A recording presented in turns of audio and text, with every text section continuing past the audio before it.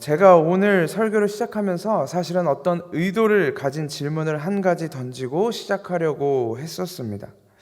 이 질문을 통해 함께 말씀을 나누는 저와 여러분이 짧은 시간이나마 고민을 하면서 말씀을 살폈으면 좋겠다는 마음을 가졌었는데, 이 질문을 어떻게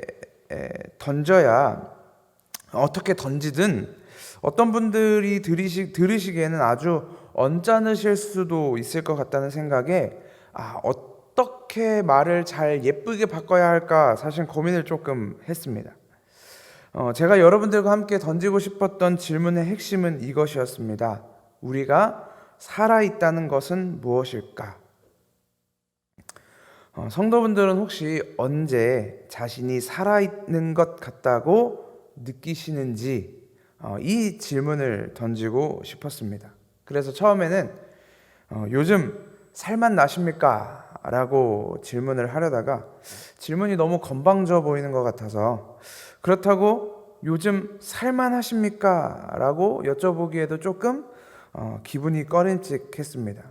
어떤 식으로 질문을 던져야 듣는 분들이 기분이 언짢으시지 않으면서도 저의 의도가 잘 드러낼 수 있을까, 잘 전달이 되면서 설교를 시작할 수 있을까 고민을 조금 하다가 너무 어렵더라고요. 그래서 그냥 제가 이런 고민을 했습니다 라고 여러분들에게 말씀드리는 것이 더 나을 것 같다는 결론이 내려서 이렇게 오늘 주절주절 설교를 시작하게 됐습니다. 아무튼 그래서 성도분들도 지금 아주 잠깐이나마 고민을 좀 해보셨으면 좋겠습니다. 성도분들의 요즘 삶은 어떻게 살만하십니까? 옆에 다른 분이 혹시 함께 예배하고 있다면 옆에 분에게도 한번 질문을 던져보시겠습니까? 요즘 살맛 나시는지. 어떠십니까? 요즘 삶이 좀 살만하신 것 같으십니까? 아니면 그 반대인 것 같습니까?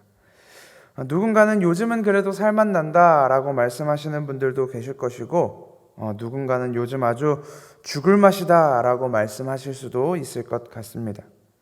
그렇다면 한 가지 더 질문을 던져보고 싶습니다. 앞에 질문에 대한 여러분들의 답을 생각하시면서 이 질문에 대한 고민도 해보셨으면 좋겠습니다.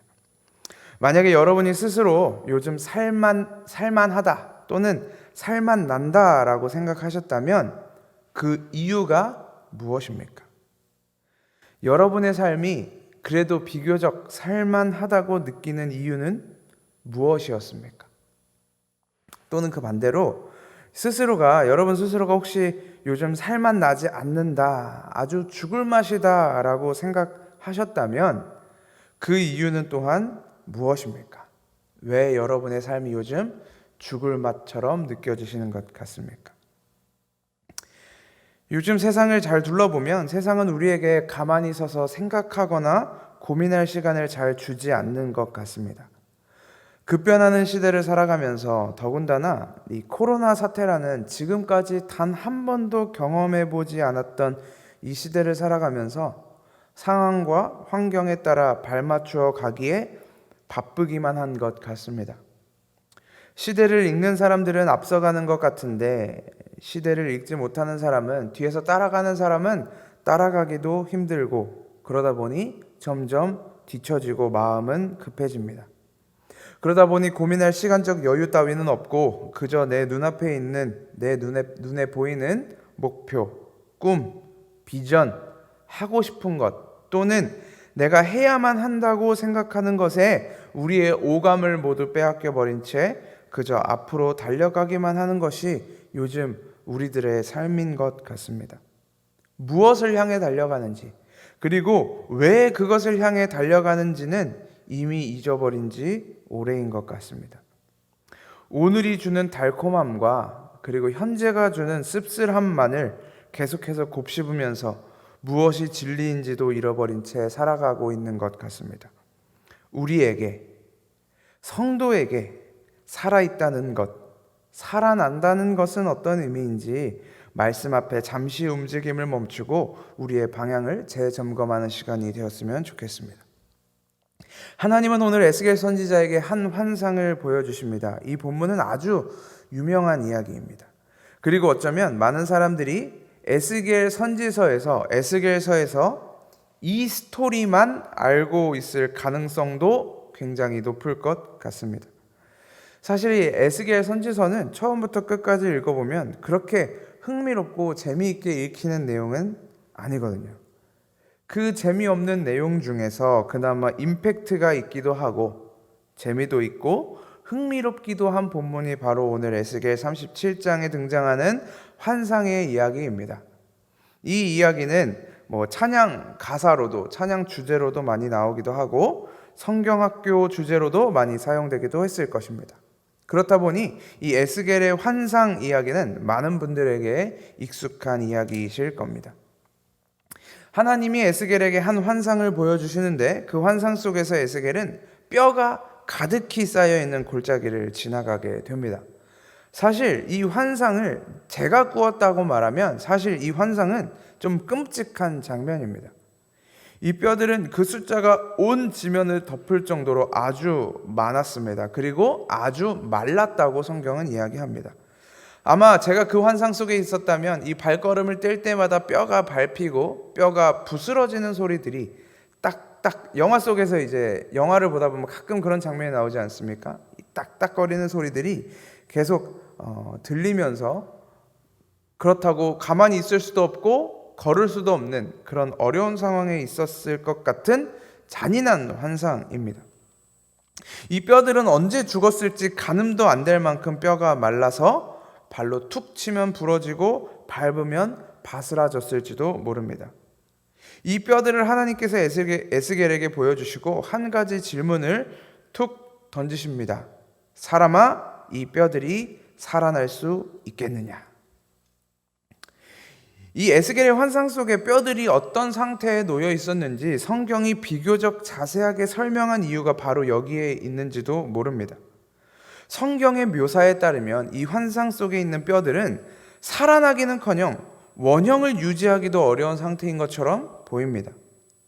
이게 어떤 사람인가, 누구의 뼈인가 서로 이 사람의 모형을 맞추기 위해서 뼈를 들고 옮기다가 툭 치면 부러지고 바스러져 버려서 원형을 유지하기도 힘들 것 같은 이 상태의 뼈들을 향하여 하나님이 살아날 수 있겠느냐라고 물으셨습니다. 에스겔은 그 질문에 대한 답을 하나님의 뜻에 내버려 두었습니다. 하나님이 하시고자 하시면 그렇게 될 것이고 하나님이 그렇게 하시고자 하지 않으시면 안 될 것입니다. 주 하나님, 주님께서 아십니다. 이것이 에스겔의 대답이었습니다. 하나님은 에스겔에게 뼈들을 향하여 대언하고 그들에게 살아날 것을 명령하십니다. 4절부터 6절까지의 말씀입니다. 그가 내게 말씀하셨다. 너는 이 뼈들에게 대언하여라. 너는 그것들에게 전하여라. 너희 마른 뼈들아, 너희는 나 주의 말을 들어라. 나 주 하나님이 이 뼈들에게 말한다. 내가 너희 속에 생기를 불어넣어 너희가 다시 살아나게 하겠다. 내가 너희에게 힘줄이 뻗치게 하고 또 너희에게 살을 입히고 또 너희를 살갗으로 덮고 너희 속에 생기를 불어넣어 너희가 다시 살아나게 하겠다. 그때야 비로소 너희는 내가 주인 줄 알게 될 것이다. 뼈들을 향하여 살아나라고 명령할 때 이 뼈들이 살아나게 되는 수단이 무엇이었습니까? 그 뼈들이 어떻게 살아날 수 있게 되었습니까? 5절에서 내가 너희 속에 생기를 불어넣어 너희가 다시 살아나게 하겠다. 6절에서도 힘줄을 뻗치고 살을 입히고 살갗으로 덮고 마지막에는 너희 속에 생기를 불어넣어 너희가 다시 살아나게 하겠다라고 말씀하십니다. 오늘 에스겔의 환상에서 이 마른 뼈가 살아나는 환상의 가장 핵심이 바로 이 생기, 히브리어로 루아흐라고 번역된 생기라는 단어입니다.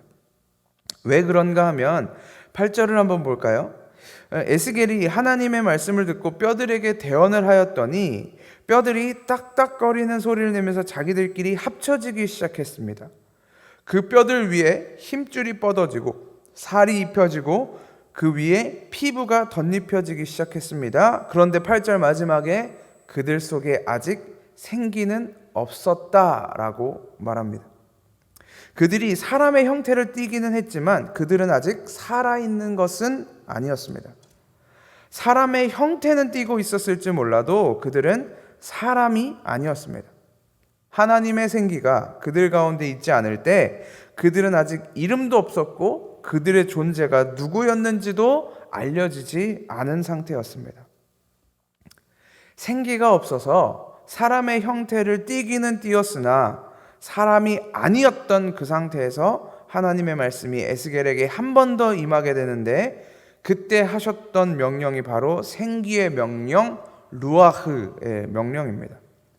사람아 너는 생기에게 대언하여라. 생기에게 대언하여 이렇게 일러라. 나 주 하나님이 너에게 말한다. 너 생기야 사방에서부터 불어와서 이 살해당한 사람들에게 불어서 그들이 살아나게 하여라. 생기가 그 사람들에게 불어 들어가기 전에 그들은 산 존재가 아니었고 하나님의 말씀을 따라 생기가 그들에게 불어 넣어졌을 때 비로소 그들이 살아나게 될 것이라고 하나님은 말씀하십니다. 그 결과 10절에서 그래서 내가 명을 받은 대로 대언하였더니 생기가 그들 속으로 들어갔고 그래서 그들이 곧 살아났다라고 성경은 이야기하고 있습니다. 이것이 바로 성경이 말하는 살아남입니다. 힘줄이 뻗쳐 있고 살이 입혀지고 살갗으로 덮여 있는 어떤 존재들은 그 안에 생기가 들어갈 때에야 비로소 살아있는 자들이 됩니다. 그때에야 비로소 사람이 되는 것입니다. 그렇게 살아난 자들이, 살아있는 자들이 누구인가 봤더니 11절에서는 이 뼈들이 바로 이스라엘의 온 족속이라고 하나님이 말씀하십니다. 이스라엘 백성들을 이집트에서 하나님이 이끌고 나오시면서 하나님은 그들과 언약을 맺으셨습니다. 출애굽기 19장에서 맺은 그 언약이 결국에는 이스라엘 백성들을 파멸로 몰고 가게 됐습니다. 출애굽기 19장 5절에서 6절에서는 너희가 내 말을 잘 듣고 내 언약을 잘 지키면에서부터 언약이 시작이 됩니다. 그렇게 시작된 이스라엘과 하나님 사이의 언약은 모세가 시내산 위에서 하나님의 계명을 받고 있는 사이에 이미 깨어져 버렸습니다. 모세는 시내산 위에서 하나님께 율법을 받고 있을 때 이스라엘 백성들은 그 아래에서 금 송아지를 만들어서 이것이 너희를 애굽에서 인도하여 낸 하나님이다 라고 예배했는데 그렇게 예배하는 순간 하나님과 이스라엘 백성들이 맺은 언약은 깨어져 버린 것입니다. 당연히 이스라엘의 언약 파괴 사건, 이스라엘이 적극적으로 하나님의 언약을 파괴했던 사건은 거기서 끝나지 않습니다.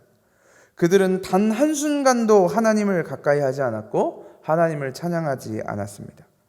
그들의 삶은 우상숭배와 영적인 간음으로 도배되어 있었습니다. 그들은 하나님과의 언약을 지켜낼 수가 없었습니다. 하나님의 말씀을 잘 듣고 하나님의 언약을 잘 지키지 못했기 때문에 그들은 하나님의 백성의 신분을 유지할 자격이 없었습니다. 하나님이 그들과 약속하셨던 약속의 땅은 적국에 의해 빼앗겼고 파괴되었습니다. 11절에서 이스라엘 족속의 한탄은 이 그들의 죽음을 고백하고 있는 것입니다. 우리의 뼈가 말랐고 우리의 희망도 사라졌으니 우리는 망했다. 이것이 이스라엘 백성들의 상태였습니다. 도무지 살아날 수가 없고 도무지 살아날 희망도 가망도 없어진 상태. 그런데 그들이 살아난 것입니다.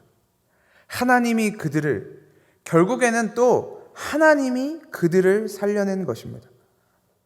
아브라함과 맺었던 그 약속을 따라 이집트에서 이스라엘 백성들을 구원해내셨던 하나님이 그들을 다시 살려내셨습니다.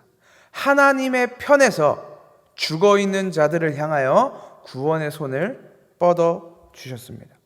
아수르의 손에서, 바벨론의 손에서, 이집트의 손에서 건져내셨던 것처럼 그들의 손에서도 그들을 구원하시고 다시금 약속의 땅으로 불러내셨습니다. 그것이 어떻게 이루어진 것입니까? 그들이 어떻게 살아나게 되었습니까? 그들이 어떻게 회복하게 되었습니까? 그것은 바로 생기가 그들 가운데 들어감을 통해 살려내신 것입니다. 이스라엘 백성들은 하나님과의 언약을 체결할 능력이 없으므로, 하나님과의 약속을 지키지 못했으므로, 그리고 더 나아가서는 지키는 것이 불가능함으로 죽을 수밖에 없었던 이스라엘 족속이 다시금 살아날 수 있었던 이유는, 그들이 다시금 하나님 앞에서, 하나님의 대언자 앞에서 이스라엘의 군대로 일어날 수 있었던 이유는 그들의 뼈 위에 힘줄이 뻗쳐졌기 때문이 아니었습니다. 그 힘줄 위에 살이 입혀졌기 때문도 아니었으며, 결과적으로 그 살 위에 살갗이, 피부가 덮였기 때문도 아니었습니다. 그들이 살아날 수 있었던 유일한 이유는 그들 가운데 하나님의 생기, 하나님의 루아흐가 불어 넣어졌기 때문입니다. 이 생기가 이스라엘 백성들을 살게 합니다. 하나님과의 언약, 약속, 계명, 율법, 이것들을 지키지 못해 죽을 수밖에 없었던 자들이, 물기 하나 없이 바싹하게 말라 있었던 이 뼈 조각들이 하나님의 생기를 통해 산 자들로 인정받을 수 있게 된 것입니다.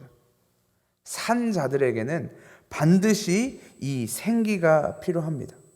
이 생기가 없으면 산 자가 아닌 것입니다.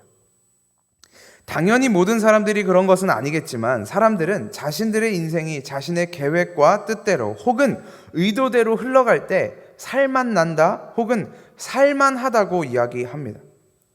우리가 계획했던 일이 하나도 제대로 되는 일이 없고, 나의 기대가 모두 그리고 전부 무너져가는 상황에서도 요즘 세상은 살만한 것 같아 라고 이야기하는 사람은 많지 않습니다. 거의 없다고 봐도 무방합니다.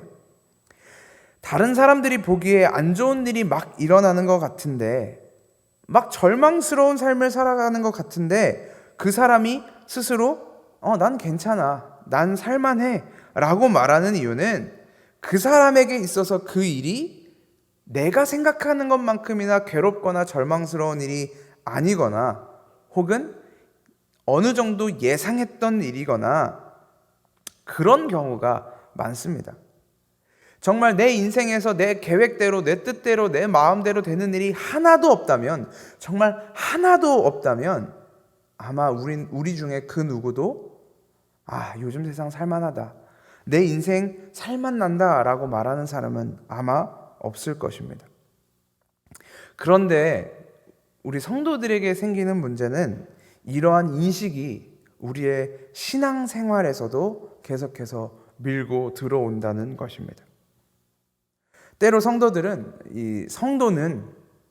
스스로에 대한 기대들이 있습니다. 저도 한 사람의 성도로서 저에게도 제가 걸고 있는 나름의 기대들이 있습니다. 계획도 있고 뜻도 가지고 있습니다. 그리스도인으로서의 기대나 가치, 그리고 판단들, 저는 목사로서의 기대나 가치, 그리고 목사라면 이 정도는 돼야지 라는 판단들을 저 또한 여전히 가지고 있습니다. 그런데 한번 곰곰이 생각해 볼까요? 우리의 믿음이 과연 거기까지 도달할 수 있습니까? 우리가 믿는다고 말하는, 우리가 꼭 지켜야 한다고 말하는, 그렇게 해야만 한다고 말하는 것들이 과연 목적지까지 도달할 수 있습니까?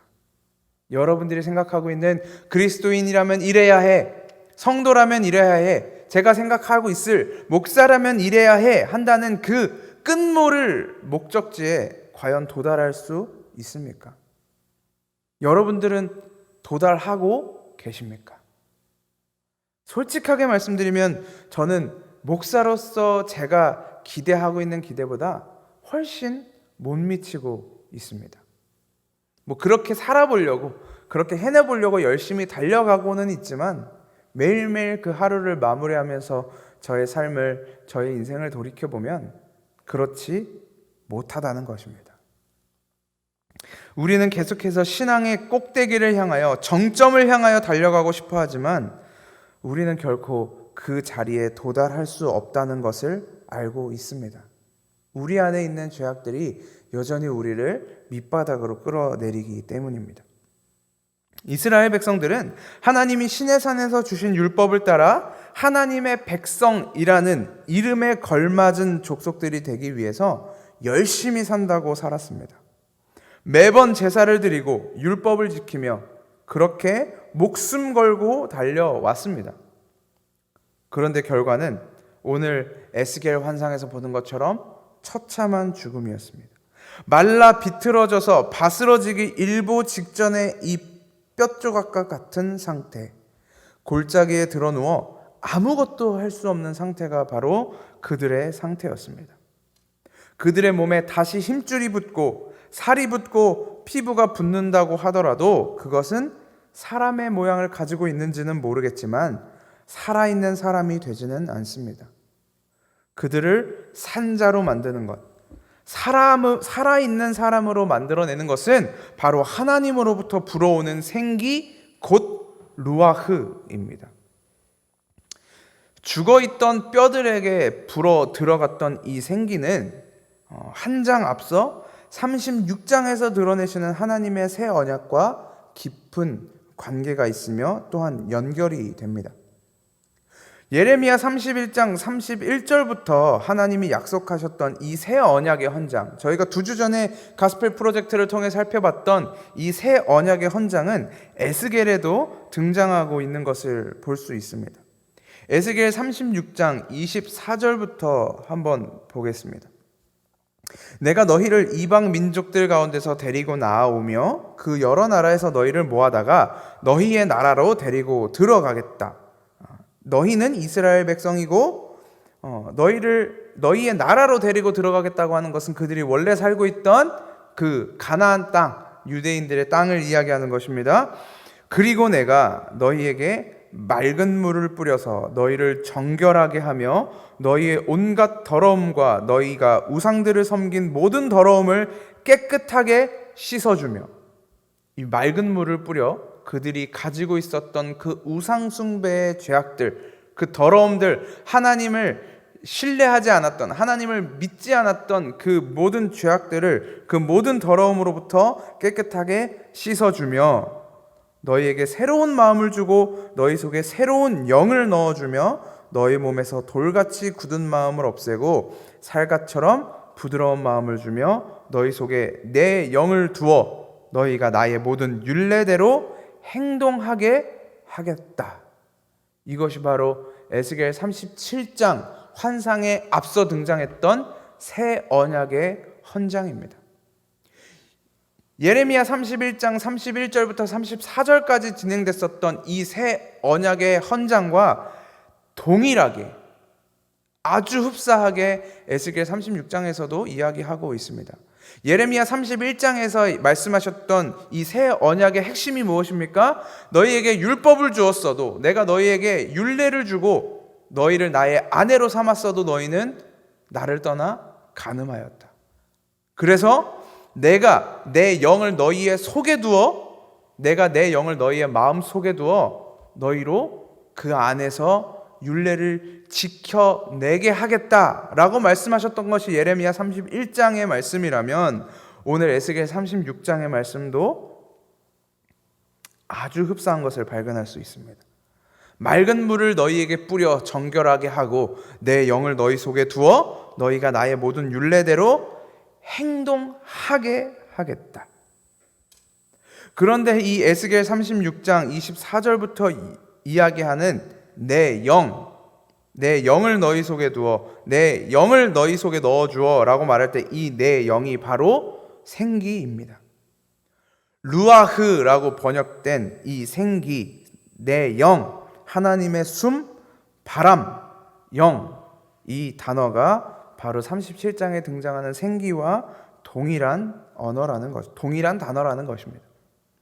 하나님은 예레미야를 통해 이스라엘 백성들에게 내 영을 너에게 부어줄 것이라고 이야기하셨고, 에스겔을 통해서는 이스라엘 백성들에게 맑은 물을 뿌려서 그들을 정결하게 할 것이라고 말씀하십니다.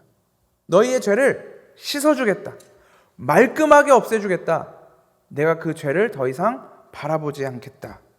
뿐만 아니라 그들에게 새로운 영을 주어서 그들의 마음을 부드럽게 만들 것입니다. 그 하나님의 영은, 하나님의 새 영은 우리의 마음 안에 들어와서 우리의 마음을 일으켜 세우실 것입니다. 하나님의 모든 율례대로 행동하게 만드실 것이라고 이야기합니다. 그렇게 만들어내신 결론이 무엇입니까? 27절 마지막에 그러면 너희가 내 모든 규례를 지킬 것이다. 이것은 파격입니다. 이것은 하나님에게 있어서 모순처럼 들리기도 합니다. 하나님이 출애굽 당시 시내산 아래에서 이스라엘 백성들에게 약속하셨던 것은 너희가 내 말을 잘 듣고 지키면 너희의 하나님이 될 것이라고 말씀하셨는데 이제 이 이야기가 어떻게 달라졌습니까? 내가 맑은 물을 뿌려서 너희를 정결하게 하겠다. 깨끗하게 하겠다. 너희의 이전의 모든 죄악들을 깨끗하게 씻어주겠다. 그리고는 나의 영을 너희 속에 두겠다. 나의 루아흐, 나의 생기를 너희 속에 밀어 넣겠다. 그러면 너희가 그제서야 내 모든 규례를 지킬 수 있을 것이다 라는 약속으로 변화된 것입니다. 하나님은 오늘도 계속해서 우리에게 말씀하십니다. 내가 할 것이다. 내가 너를 변화시킬 것이다. 내가 너를 만들어갈 것이다. 너는 내 것이다. 말씀하고 계십니다. 이것이 새 언약의 약속입니다. 요한복음 3장에서는 예수님이 니고데모와 대화를 나누는 장면이 등장합니다.